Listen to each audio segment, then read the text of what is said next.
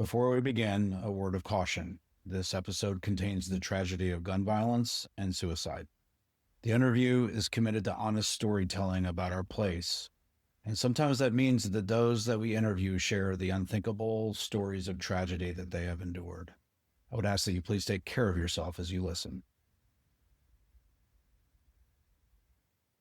It's been a tough few years. It's hard to be a faith leader in this time period. I don't care what denomination you're serving. It's hard, very hard to be a faith leader. But there is something so centering about being able to stand in a sanctuary that stands on lands that's had sanctuaries. We've had a presence here since the 1830s. To stand in that space and think of all the things humanity has been through that we have stood through. And we are a blip. This feels really hard right now, and I don't make light of it at all. But at the same time, I'm like, but this isn't the end. It will still go on because our faith will continue, because that witness to Jesus Christ is so powerful and loving, and for me, true. It will continue. The great truths continue. And whether we have a building that stands here or not, we're still standing on that faith.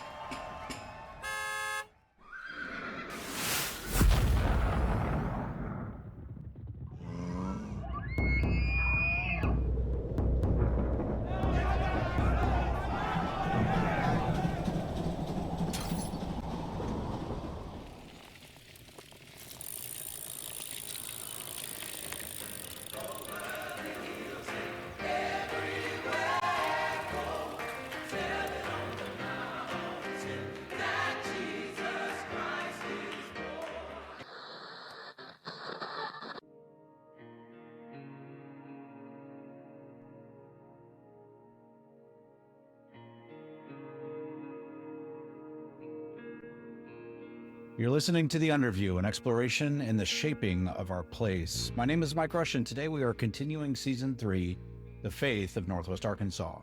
This season, we are asking questions that I think matter more than most people realize. How does faith, theology, religion, and ideology shape our community?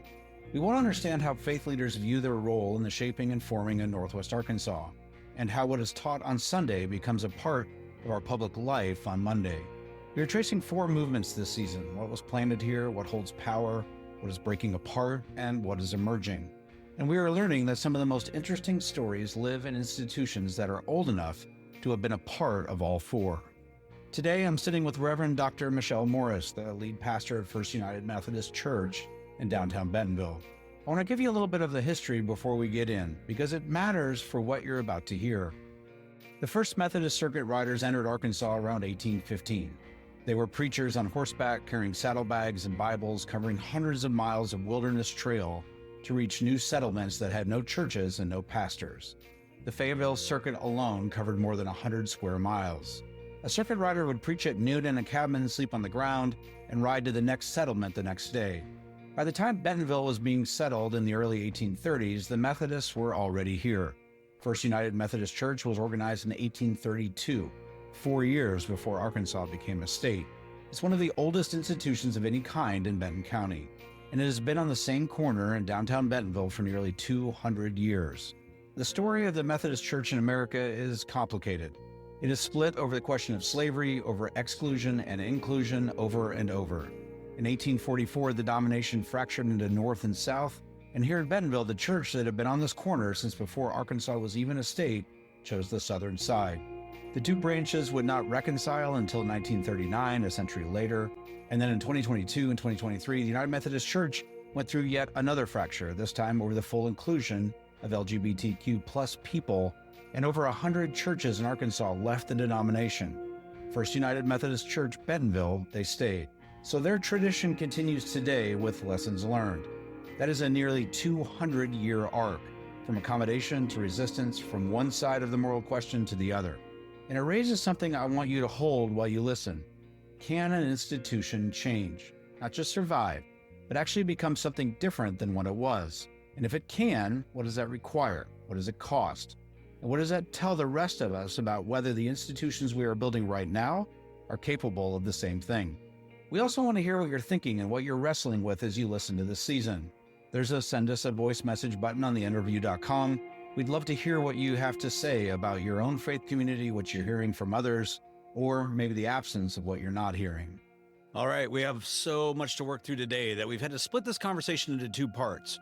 Unfortunately, Monica was not able to join me during this interview with Reverend Morris. However, she was foundational in the preparation for this episode, and she has listened to it, and she will join us in our talkback portion in part 2. Okay, let's get into it. I have a privilege today of sharing a table with the Reverend Dr. Michelle Morris, who's the lead pastor here at First United Methodist Church right here in downtown Bentonville, which is my home and your home as well. Reverend Morris, thank you for this opportunity to sit down and hear your story, hear the story of your faith community. I'm really looking forward to it. Welcome to these conversations. Thanks so much. I'm really looking forward to this as well. You and I have had a chance to have some really incredible conversations, and I'm so thankful for the work that you do here within this city and how it just tangibly plays out in the world. And so I'm excited to have you share that with those that are following along and listening. And I think one of the things that First United Methodist Church here is really interesting to me. This church, this institution of this church has been here since 1832, before Arkansas was a state. And so this long view of the story of Northwest Arkansas and the history of Arkansas is something I'm hoping we're going to get into, but I'm really excited about how you view this and how you view your role here and the role of this faith community in our city. Tell me your story. Okay. The usual surprising thing that people learn about me is that I did not grow up in the church. I was baptized when I was 25 years old at a new church start in Lowell, Arkansas, a new United Methodist Church in Lowell, Arkansas that actually does not exist anymore. It was only around for 5 years. It was what was called a parachute drop church, which means that they dropped a pastor in and he had to go around and find the people. And just various influences at the time, it ended up that we were only around for 5 years, but tremendous work done. I obviously got my call to ministry out of that church, and then a number of churches in Northwest Arkansas were strengthened by the discipleship that happened there. But yes, did not grow up in the church, grew up very suspicious of organized religion. My parents did not have very positive experiences in organized religion.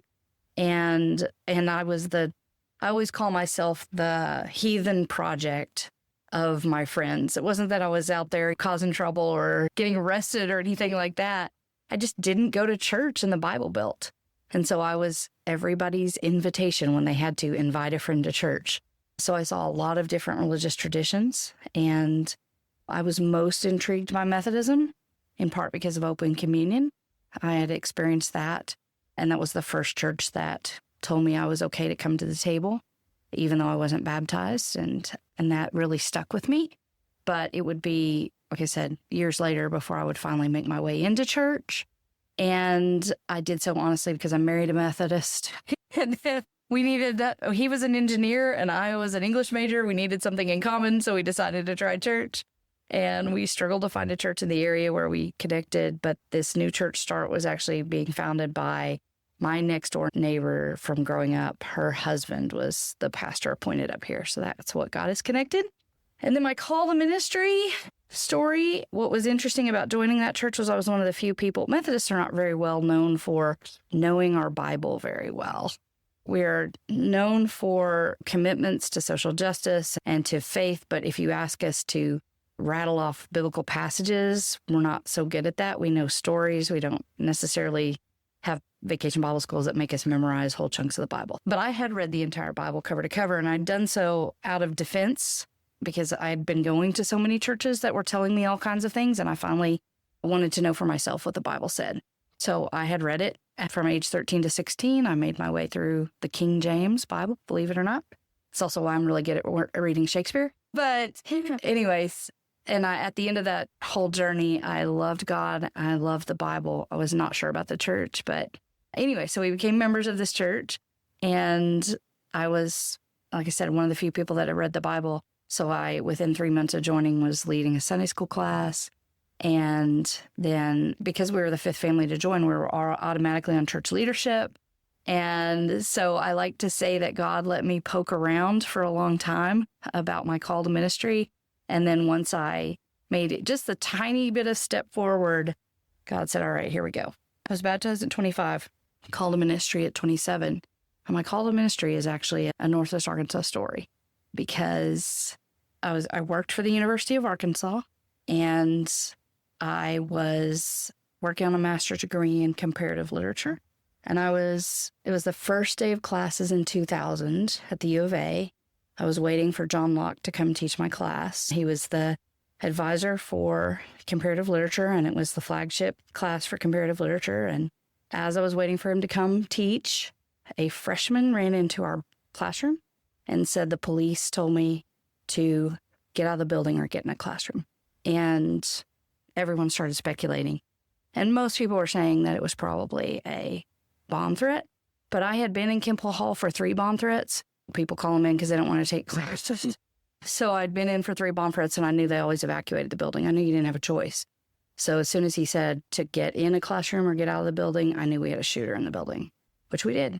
And it was a young man who was also in the comparative literature program who had gotten dismissed from the PhD program. And he had a list of the people who were on the committee that had dismissed him, and he had 90-something rounds of ammunition. And he started in Dr. Locke's office and shot him and killed him. And the people in the rooms on either side called the police immediately. And the wonderful bike cops that we had all made fun of for the longest time at the U of A actually got a cut across campus so fast that they caught the young man in Dr. Locke's office before he actually got out of there and had him barricaded in there. And he eventually turned the gun on himself.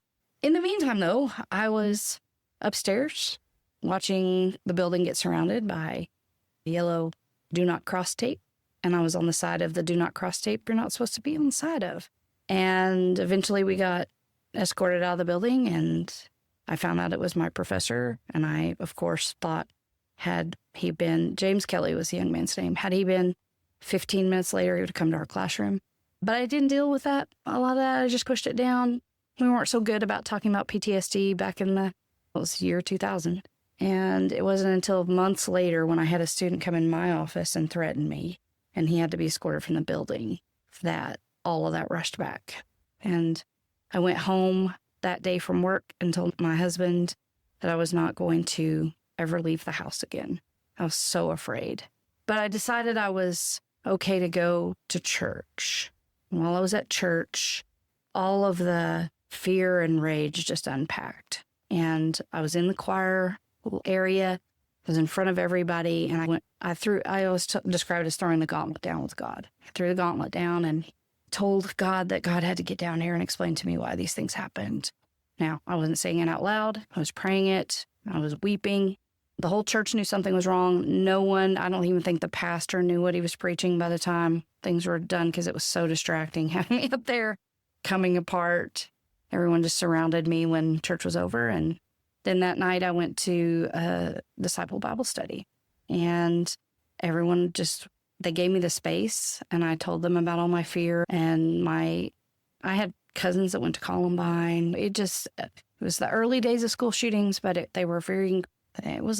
felt like concentric circles wrapping around me. Like eventually there was going to be a target on me. And anyway, I just unpacked all that fear. And my pastor said, first he said, you need to go seek counseling. This is PTSD. He recognized it. And then they just prayed for me. And I remember leaving that space feeling empty is the best way to put it. Like I was just shell of skin and bones. And I turned onto 71B in Lowell. I could point to you on the road. Turned onto 71B and was overwhelmed by the presence of God. I've never been able to explain what it felt like, except to just say it was all the things that were good. Peace, joy. I was crying now, but it was tears of joy and safety, love, everything good. It was so wonderful that I almost, when I got home, called my husband to tell him I was going to sleep in the car because God was out here. But I was pretty sure he was very close to having me committed. So I decided I better go inside. And I slept better than I ever slept in months. And the next morning I got up and I was ready to go to work. And I head into work, and I took a way to work that I'd never taken before. I don't remember taking the different turn. I took a different way, and about 9 blocks from the office got a flat tire. And then all the fear rushed back in. I had felt that same presence of God on the way into work, but now it was gone. But there was a church right next to me. So I thought I'll pull in and change my tire here. but I was so mad at God for abandoning me again. And while I was trying to figure out how to change a tire, because I've never changed a tire in my life, an SUV pulled in. And I, again, wasn't necessarily thinking super clearly. So I was just sure that this person was coming to kill me.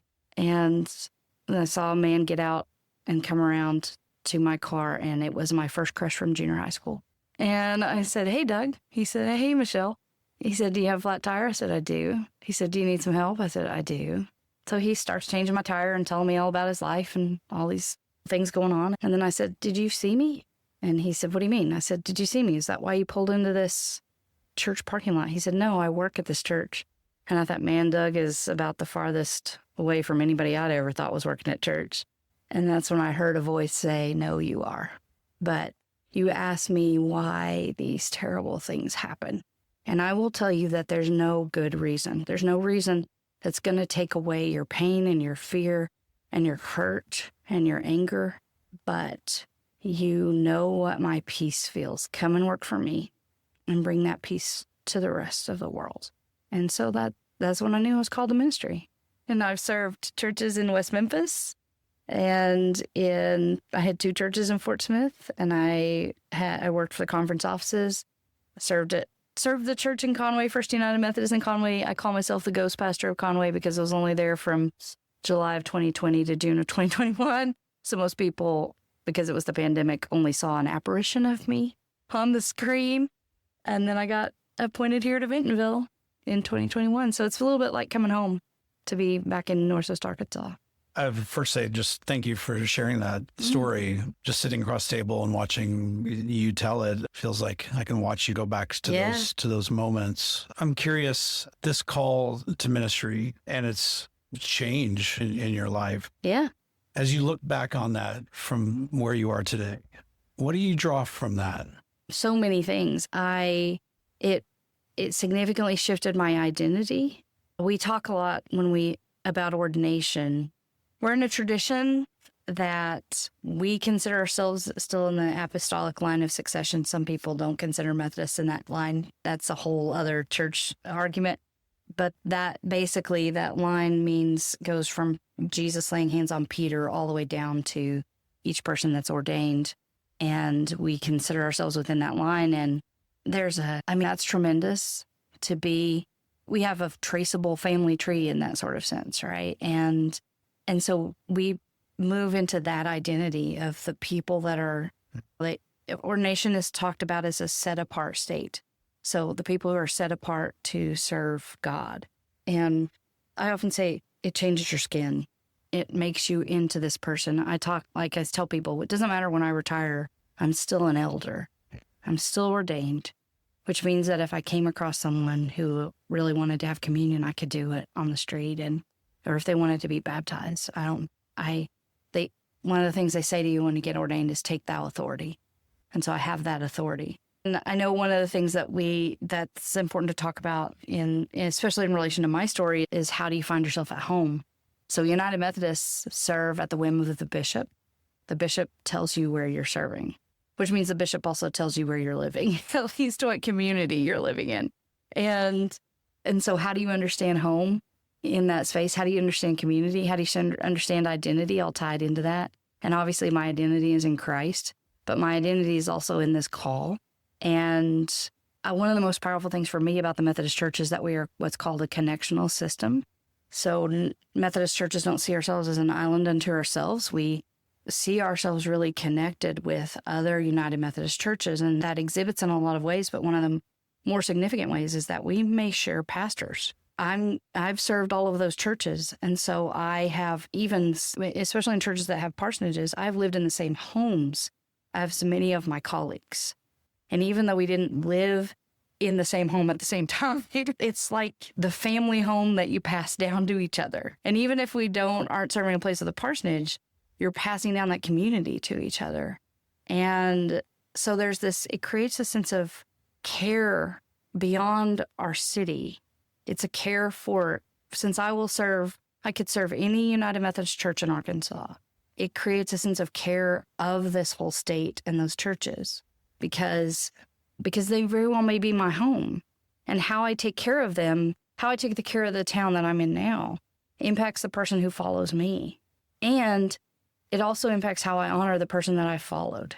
So it makes home in not a geographical sense. Yes, in the sense of being confined to Arkansas, but in a much more, I don't know, there's like this invisible thread that connects all of us and creates this very extended family everywhere we go. I'm curious, from your faith traditions or your faith perspective, what does it mean to belong to a community?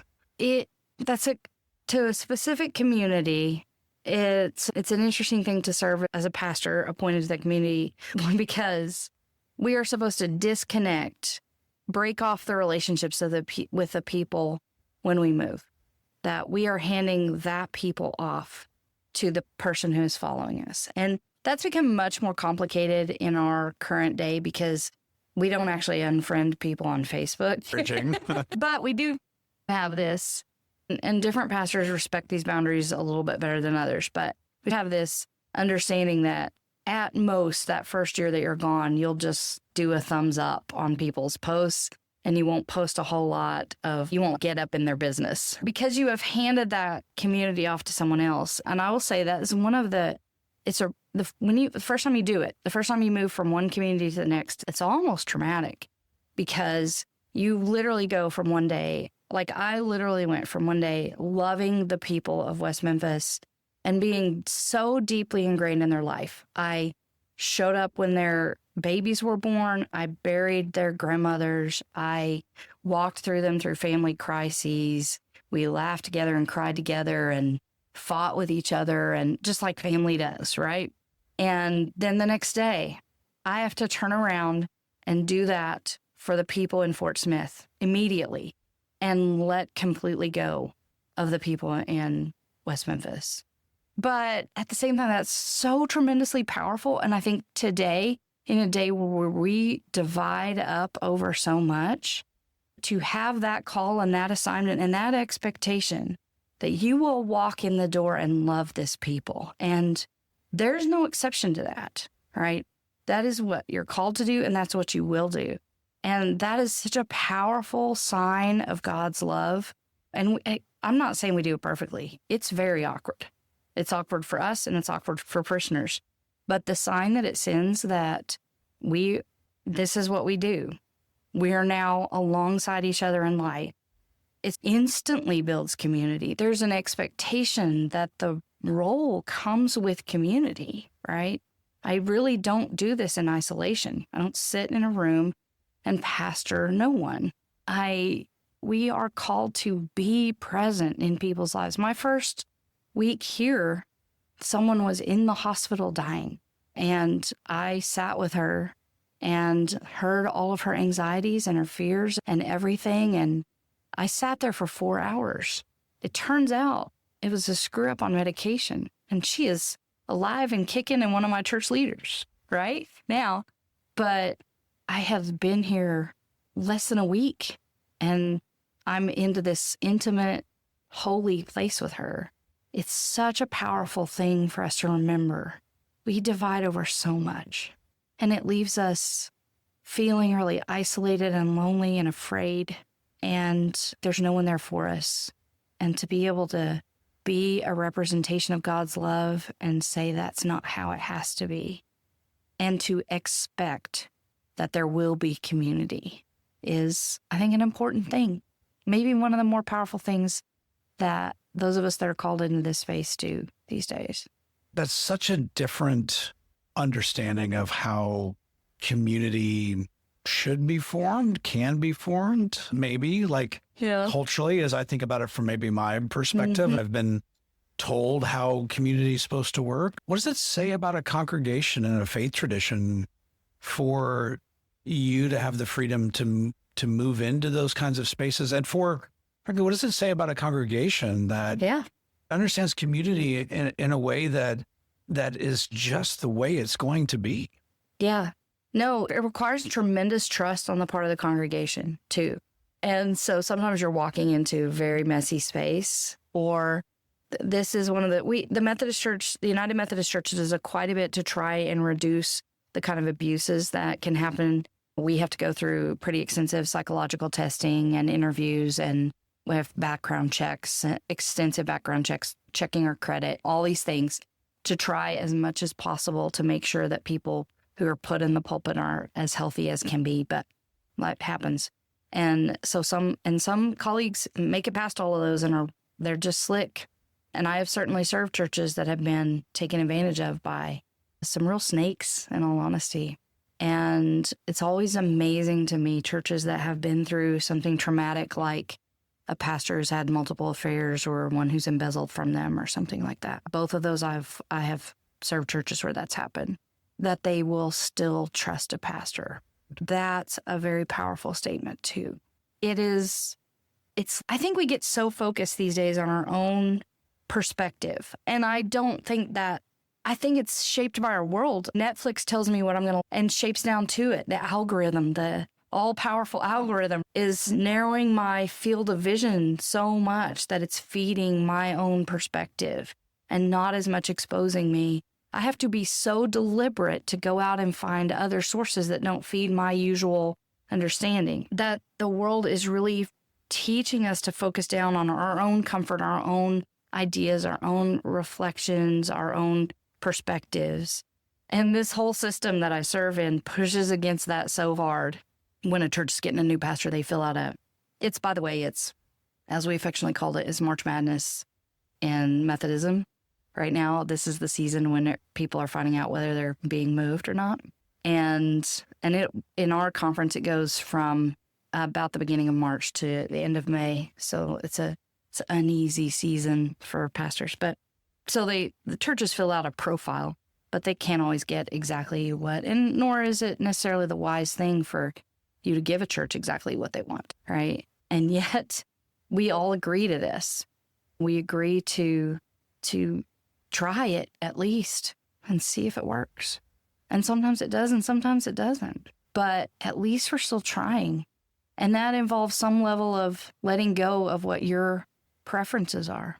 As you approach this faith community, you're here in downtown Bentonville. I think one of the really interesting things about this community is that you've been here for almost 200 years. And that puts you in some times of history that we've talked about in previous seasons, before Arkansas was a state, but in a place and at a time of enslavement, of indigenous removal. Yep. This is part of the context of where some of this faith community began. Faith community split over the Civil War. If we were to fast forward today, I see it on the banner outside that all are welcome here. Those are very different positions from where one starts and maybe where one is today. How do you reconcile? How do you reckon all that? What does that speak to you about the nature of a faith community? Oh, first of all, what is it that Martin Luther King said that was a summary of someone else? The moral arc of the universe is long, but it bends towards justice. That a lot of times it takes a long time for us to get it together. But, it's so powerful to be in this building. And the building itself, the oldest part of the building is from 1954, and that's the sanctuary. The sanctuary is from 1954, but that's the fourth sanctuary on this corner. The first one burned in the Civil War, and there are all kinds of stories that float around. Some say that the South burned it so the North couldn't get it. Some say that the North burned it when they got here. It's probably that the South burned it before the North got here. If you really want to get intricate on details of this church, you need to talk to Johnny Haney. He knows all the details. But what I do know and can definitely say is that we were a Methodist Episcopal Church South. And there was a Methodist Episcopal Church North in this town. The Methodist Episcopal Church South, that was the split that happened. And it happened over slavery. And we chose the slavery side. So every once in a while I remind this church, I'm routinely reminding us what it means to be a church that all are welcome. The fullness of that. But every once in a while when I feel like we're getting on maybe a little big for our britches, I remind them we were a South. Methodist Episcopal Church South. We know we were on the wrong side of history. We know we were. Thankfully, the denomination came back together in 1929 to formed the Methodist Church, and we reconciled. And that, for me, is a powerful statement of God's grace, that none of us are going to do this perfectly, and yet God's grace is still at work within it, but also a powerful statement of redemption and restitution, of we can own that we were wrong, and we can still be here. It's been a tough few years. It's hard to be a faith leader, period, in this time period. I don't care what denomination you're serving. It's very hard to be a faith leader. It's hard to be a leader, period. But there is something so centering about being able to stand in a sanctuary that stands on lands that's had sanctuaries. I think the first sanctuary was actually built in the 1850s, but we've had a presence here since the 1830s, as you mentioned. To stand in that space and think of all the things humanity has been through that we have stood through. And we are a blip. I went to Boston for a conference and stood in churches that have been there since the 1600s. And obviously I've been to Europe and stood on places where faith goes even deeper than I've been to Israel. You walk on the land that Jesus touched with his own feet. Though all of those are centering experiences that help you go, this feels really hard right now, and I don't make light of it at all. But at the same time, I'm like, but this is in the end. It will still go on. We'll still be, because our faith will continue, because that witness to Jesus Christ is so powerful and loving, and for me, true. It will continue. The great truths continue. And whether we have a building that stands here or not, we're still standing on that faith. It's just really nice that the building's still here. With this long history, and I love your perspective that you bring, just that we're going to be here. And I think it makes me wonder this question of this process of culture shaping and forming, where the faith and culture over this long history are undoubtedly influencing the direction and growth of a faith congregation. How do you view this role of culture and the church's involvement in it? Yeah. Complicit or accommodating or resisting? How do you view these two things that happen in our world? Yeah. So a really good example, if you come in, especially if you come to our 9 or 10:10 worship service, you are going to hear all kinds of music. You will actually hear less overtly Christian music than anything else. You'll hear folk music and pop and rock. That I caused quite a stir the day that we ended service with Highway to Hell by AC/DC. We were talking about Satan. Is that a real story? That is a real story. Okay. That is a real story. Continue. Because I tell my musicians, people are going to walk out of this place and maybe they'll remember something from the sermon, maybe. But they will remember the music. The music will stick with them. It's either music they already know or the tune and the words will automatically start imprinting on them. Like, we are creatures built for music. And so I'm always like, here's what I'm doing with the sermon. Now find me songs that say the same thing, so that they actually walk out carrying the gospel with them. And I tell people, when people do, well, the ACC week, we got a lot of questions. I have some questions too, but keep going. Again, we were talking about Satan. And so anyway, but I say we either believe God is in all things or we don't. And if we believe in God is in all things, then God is in all things. God's in all the music, God's in all the art, God's in all of that. Now, are some things not of God? Yes. But when you're talking about like widespread genre sort of things, I believe God's imbued God's self into all of creation, right? So God's in all of creation. Hip hop and country and classical, it's all there. And so I don't think that I would say accommodation. I certainly wouldn't say resistance. But the reason that I wouldn't say accommodation is because accommodation implies that, at least to me, it implies that we're letting the culture drive the message. And that's not what we're doing. What we're doing is starting with the gospel message and finding that message within culture, right? So that is really our approach. I am helping my people see God in more things than what happens in this building.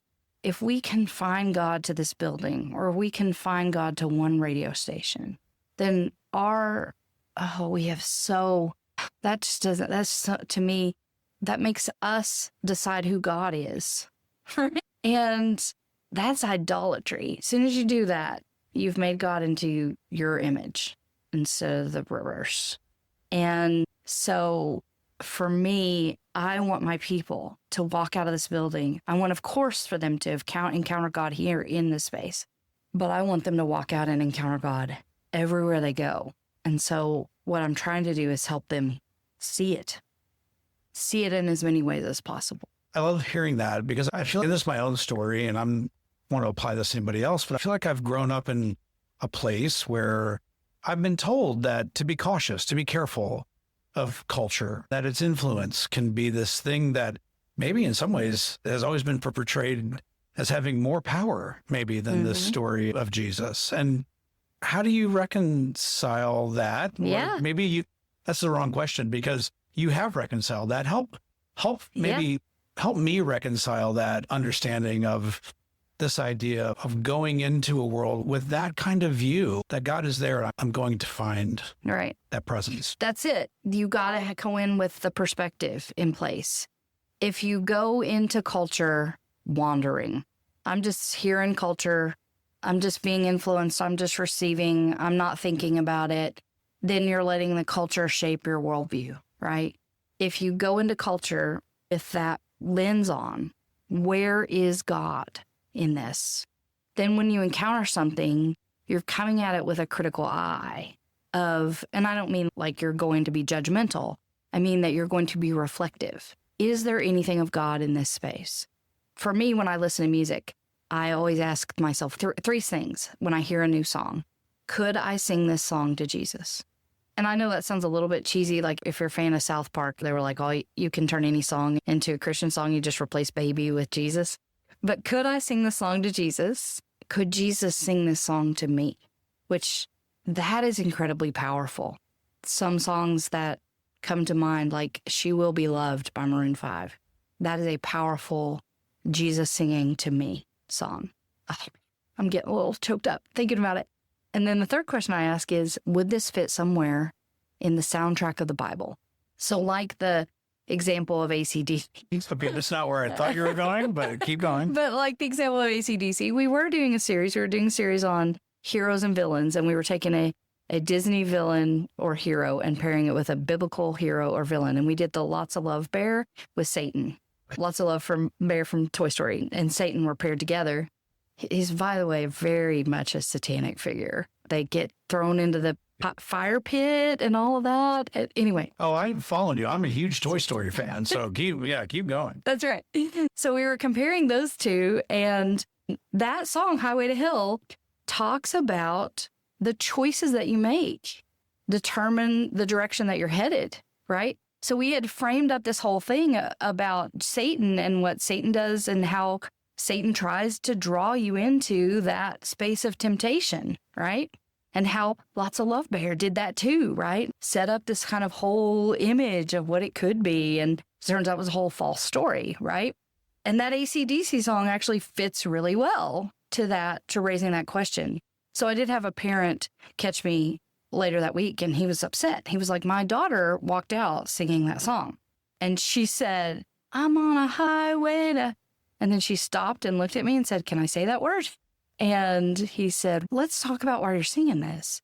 And he tells me about this story that they had. And he had to go on the fly come up with why that song would be in church, even though it really disturbed him.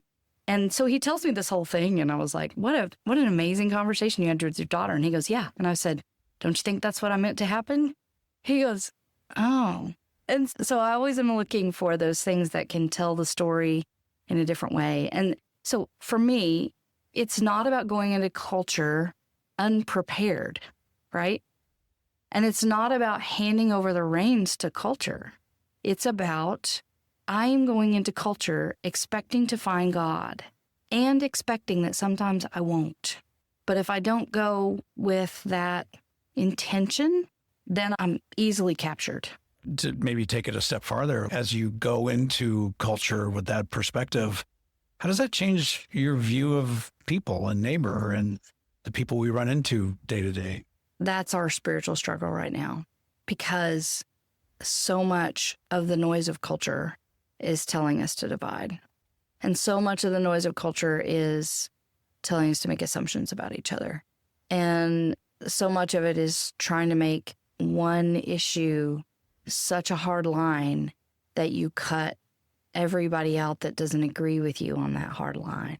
And I think actually we come by it honestly. I just wrote a book called Prophets to the Generations. And in that book, I pair each one of the major generations with one of the major prophets. And I paired Gen Z with Daniel. The book of Daniel is one of two apocalyptic books in the Bible, Daniel and Revelation. Those are it. There are apocalyptic moments in others. Jesus at times says apocalyptic things, right? But as far as full books, Daniel and Revelation are it. So I paired Gen Z with Daniel because Gen Z has only ever known a world coming apart. They've never seen a world that wasn't. I took my son out for his birthday. He's 23. And I don't know what made me say it, but I said, "Did you know we used to have a balanced budget?" And he said, "What? As a nation?" I said, "Yeah." And I said, "Do you know we did it because both sides came together and made compromises?" And he said, "Now I know you're lying, because that's not possible." And when people are in apocalyptic states, which we've been in really since about Y2K, on some level or another, we've been in an apocalypse.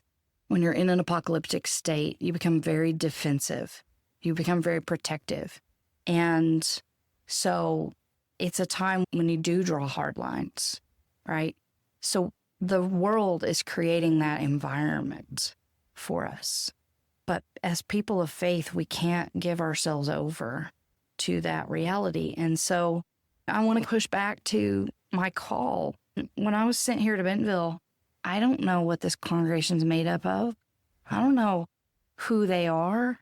I know I'm sent to love them. This congregation is made up of a lot of different people. We lean progressive, but we are not 100% progressive. We have people that are conservative, and I frequently tell them I'm so glad that they're here because they keep us from being monolithic.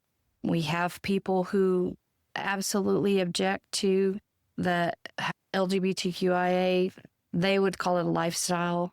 And then we have lesbian couples, right? And I love them all because my love cannot be contingent upon a political alliance. It can't be contingent on what year you were born. It can't be contingent on whether you're rich or poor, because God's love is not contingent on that. We truly believe in the United Methodist Church that God loves all people. There is no exception to that.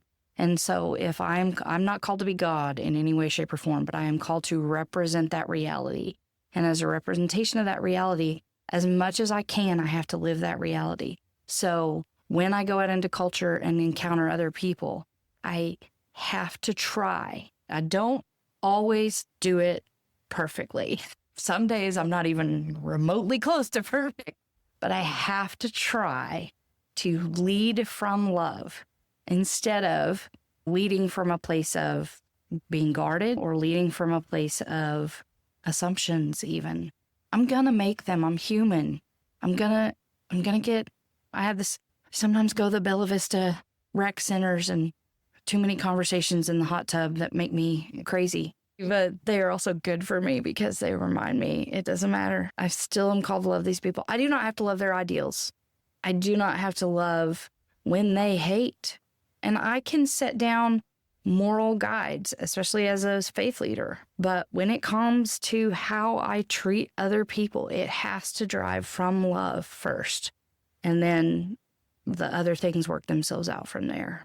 I hear you, but everybody's got one of those these days. I guess my assumption, and I don't think I'm alone, there's probably a lot of people in this world who to love that way is going to cost them something or it's going to hurt.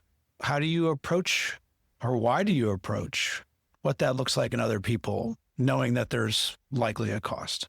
I just am okay with the cost. I And I'm not saying that it's great. There's many a days I think I could just move to Ecuador, quit this job, But again, I go back to it's my skin. It's where am I running? Jonah tried to run from God. It really didn't work out for him. Where am I going to go? Look, let me say this, though. There is a thing called healthy boundaries. Right. And I am human. I am not Christ, right? Christ can take on the whole of that reality of love. I can't. I'm not Jesus. I don't remotely think I'm close. And so I can set healthy boundaries and make decisions around that in that sort of case. So if I thought my physical safety was threatened, that sort of thing, I could set those kinds of boundaries. I can't always set psychological boundaries. I'm in that. I have one foot in the academic world, one foot in the church because of my PhD and the work that I do for the academy. And so I'd go to this conference most years, the Society of Biblical Literature and the American Academy of Religion. And I go to a lot of the sessions on teaching because I also teach. I teach at a denominational level, and then I, of course, teach congregation, right? And they were having debates about, it was a session on Bible and film, and they were having debates about whether they should put trigger warnings in when they were requiring students to watch certain films, and or should they put in an alternate film that the student could watch if they had certain trauma. And I spoke up and said, if you are teaching in an undergraduate university, or if you're teaching in a like a literature program or something like that, I can certainly understand doing something like that. If you are teaching pastors, do not, because it's not like I get to choose who comes in my office in whatever crisis that they're in, and maybe sharing a story that's going to set my own trauma off. And yet I still have to be present with that. Now, the healthy boundary that I set in those cases, I have my own therapist, right? I go to my therapist and let that stuff loose. But yeah, so as humans, you can set healthy boundaries. And when we did the session on how to love your Christian nationalist neighbor, right? And it says in that book, and I thought that was a great thing to point out, that there are different contexts in which you can allow certain things to happen, right? So they said you might be visiting Uncle Jim, and it's just you and Uncle Jim, and he's spouting some pretty hateful stuff. And you can be kind and object, but still stay present with him. Versus if you're there with Uncle Jim and your child is with you, and you don't want your child exposed to that hateful rhetoric, you may say, Uncle Jim, either we're not going to talk about this right now or we're going to leave. You can set those things. And as a moral leader, I can make statements, moral statements, right? This is wrong. It helps to have a denomination backing me up. It helps to have the social principles of the United Methodist Church, because then I can say, this is wrong, and we address this in our social principles. All right, so it's not just Michelle up here saying whatever. It's Michelle and an entire denomination. And so you can do those kinds of things, but regardless, you still have to love the person. Like, the reason that you heard me recount the story of this shooting and say the young man, his name was James Kelly, and I didn't say that awful shooter, and I was glad he was dead. I was glad he killed himself. It's because I'm not glad he's dead, and I'm not glad he killed himself. And I'm so sorry that he got into a place that he thought gun was the only answer. And I love him. If I don't, none of this matters. I think as I listen to you, maybe it's me, this boundary between the humanity that you're describing and the way that a faith tradition shows up in the world. I think in our cultural context, our American cultural context, especially in a place like Bentonville, Arkansas, it's not often we're faced with this type of maybe duality. We want to make it easier and more simple and be able to put it into a bucket that is always like this or always like that. And I think as I listen to you, what you're saying doesn't fit into one of those buckets. So I find myself trying to understand even where to place that. And I find myself trying to understand, how do we apply that that beautiful principle? How do we apply that into the world around us as we go about our day and we shop at our store and we walk through beauty and tragedy? For those that may have those same questions that I do. Yeah. From your perspective, how do you What is required of us? Besides to do justice, love mercy, and walk on blue with our God. Okay, that feels like I can put that better into a bucket. So I think you're going to bring me back. But like, from this United Methodist tradition, what is it asking us to be in the world? Yeah, that's a really good question. I was asked the other day, somebody said that Methodists get accused of being wishy-washy, of not standing for anything. And I said, yes, the reason that we do get accused of that is because we stand in the hard middle. When you read the social principles, the United Methodist social principles, I find them to be hilarious because they are so contrary. They're beautifully hilarious. Are they meant to be hilarious? Okay. They're beautifully hilarious. They're meant to be very serious. Yeah, I was going to say. But they're so contrary to the way we operate in our world today, in that you do try to push into these buckets, right? You push all the way to one side or all the way to the other side, and we stand right here in the middle. One of my favorite examples to use is our stance on gambling, in which we say gambling is bad. You should not gamble. You should absolutely not gamble. It takes advantage of the most vulnerable among us. It continues to take wealth from those that are poor. It creates dependencies and addictions. Should never gamble. Also, though, we recognize that Native American tribes are pulling themselves out of poverty because they have casinos. So basically we say, if you're going to gamble at a Native American casino. So it's not wishy-washy. It feels dualistic, but I see where you're going. And right. I think I can get behind that. And that's where we stand. Almost every stance that we take, not all of them, there are some that we're really hard line on, but almost all of the stances that we take, there's an exception to every rule, because we just recognize that the complexity of life is such that you cannot account in a 5-paragraph statement. You can't account for every reality of humanity and every variable that's in there. And the most important thing is to try to walk with grace alongside one another. And so we do give a lot of these exceptions to make space for that to happen.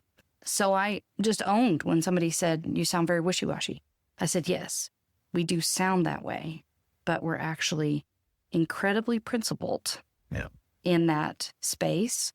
And right now, the middle is prophetic because everyone's trying to push to either side. And we're trying to stand in this middle and say, no, there's room for all of us here. That the idea that any one of us can proclaim 100%, we know exactly what the will of God is, a height of arrogance. And again, it's idolatry. So we're going to just stand here in the middle and hold this middle ground and take the slings and arrows of being accused of being wishy-washy and accused of being not convicted in our faith. We get that a lot. Methodists don't believe anything.